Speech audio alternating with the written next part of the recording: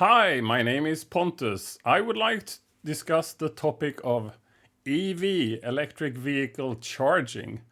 A number of people have posted on my Facebook wall over the last few weeks claiming that there is a big problem with EVs needing so long to charge compared to the few minutes that refilling fossil fuel amounts to. And I would like to discuss the fact that that is interpreting owning an EV from an ICE perspective. The usage pattern is different, so I think you are actually sort of misunderstanding what it is to own an EV. So it is true that it takes a lot longer. I mean, charging from like 10% up to 80 could take, I don't know, 15 to 20 minutes or something like that. So it does take a lot longer, but that is really not relevant, because the relevant part is how much of that is waiting time for you. I mean, if you go to the charging station and sit there and sit out the 20 minutes of charging, then of course that is a nuance, but that is not how charging normally happens.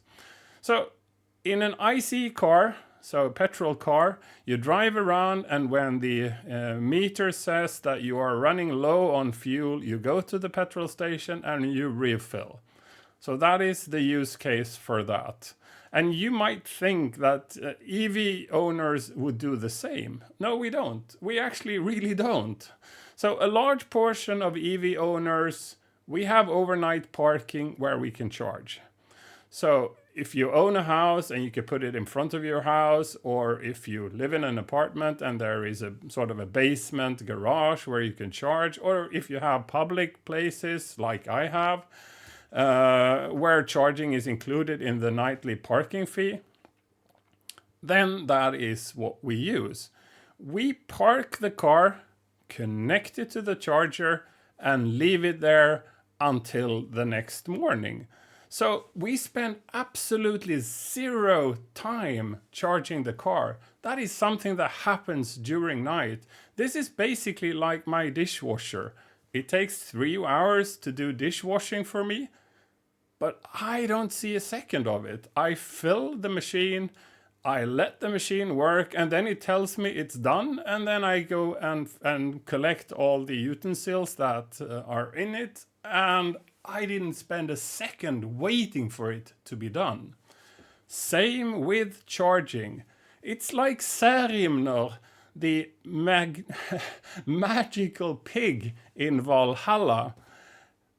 Every night the Asa gods slaughtered the pig and feasted on the pork, and every morning he was there fresh, ready for another day. Charging an EV is like Särimner. You can have the feast, you can travel as far as you want within the range, you connect it, and overnight it refills and it's all fresh in the morning again. So the only restrictions here on charging would be where you travel beyond the range of the car. That's when you get into sort of a situation you need to plan for. Normally that takes like 3 hours, so it's only fair that you charge and then eat at the same time, and it's no problem because you don't sit waiting for charging to happen because you're eating and taking a break at the loo or whatever.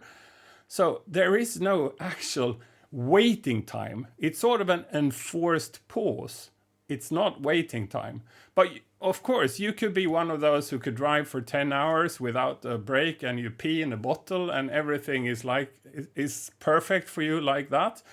I'm not like that, and I think the minority of people are like that. So the only time when charging on the road when you're traveling is sort of a thing where you need to wait is if you are traveling like almost 2 times the range of your car. that is when you need to stop a second time to charge. And that is typically also a time where you need to sort of wait for it to finish. I do have that sometimes during winters where I need to do a second refill, but for me it's only a few minutes because I only need that little extra to take me that little extra distance and I'm at my target.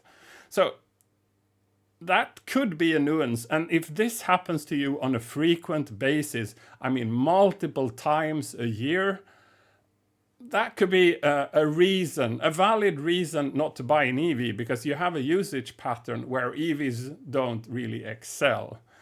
But on the other hand, if you're traveling that far that frequently, you should also look at the economical aspect, because then you're also driving really far, and owning and driving an EV is cheaper. So then you could look at the financial aspects of actually owning an EV, driving it really far every year.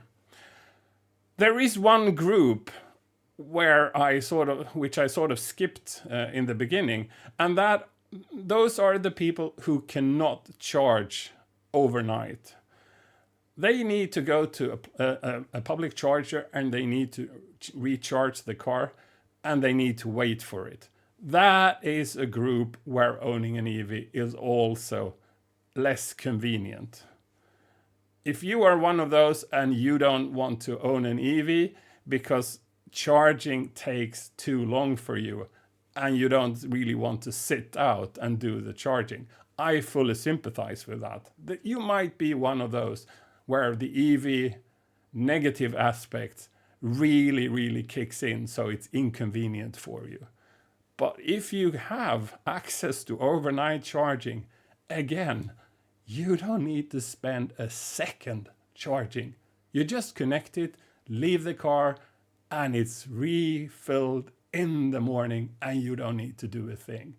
EVs, the Särimner of cars, they are excellent.